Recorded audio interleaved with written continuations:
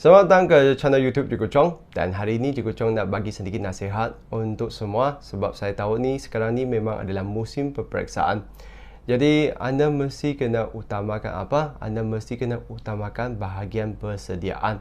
Sebab semasa ujian tu anda memang hanya bergantung kepada apa yang anda sudah isi ke dalam otak anda. Jadi anda mesti kena imbas kembali konsep dan juga telitikan contoh untuk setiap bab tu supaya anda tahu jenis soalan yang mungkin untuk setiap bab. Jadi anda boleh uji anda punya kefahaman tu dengan cuba latihan. Jadi kalau anda dapat jawab semua tu, semestinya anda dapat jawab masa ujian juga. Jadi begitu juga sebaliknya. Kalau anda tidak dapat jawab semasa persediaan tu, semestinya anda tidak dapat jawab masa ujian juga. Jadi anda mesti kena sedar bahagian persediaan tu sebenarnya adalah yang paling penting semasa menghadapi peperiksaan tu. Jadi itulah kenapa kita perlu ulang kaji seawal yang mungkin supaya kita cukup bersedia. Jadi semasa ujian tu pastikan anda cuba terbaiklah dan jangan tertekan. Jadi gunakan masa anda sebaik mungkin supaya anda cukup masa untuk jawabkan semua.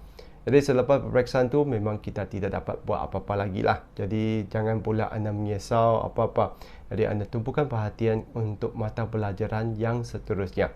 Jadi apabila kita terima keputusan tu, barulah kita menilai adakah kita punya persediaan tu cukup atau tidak. Kalau kita dapat keputusan yang kita puas hati itu, tahniah, kita sudah buat sesuatu yang betul. Kalau kita belum dapat lagi keputusan yang kita mahu tu, maksudnya kita mesti kena berubah. Sebab kalau kita tidak berubah, kita hanya akan dapat hasil yang sama. Hanya apabila kita berubah, kita akan dapat sesuatu yang berlainan daripada dulu. Jadi saya harap semua mesti kena sedar yang ini.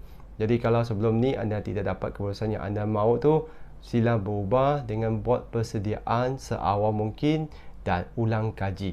Jadi semasa ulang kaji matematik ni sangat penting, anda mesti kena tahu konsep tu. Konsep tu maksudnya apa yang anda sudah belajar untuk setiap bab tu.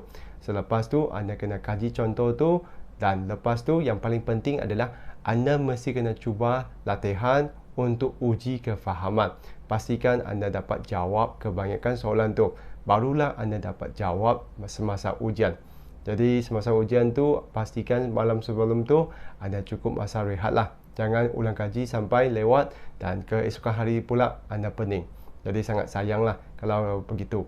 Jadi pastikan anda jaga kesihatan juga, dan good luck, all the best. Jadi itu saja nasihat daripada Cikgu Chong. Itu saja untuk kali ini. Sekian, terima kasih. Kita jumpa lagi.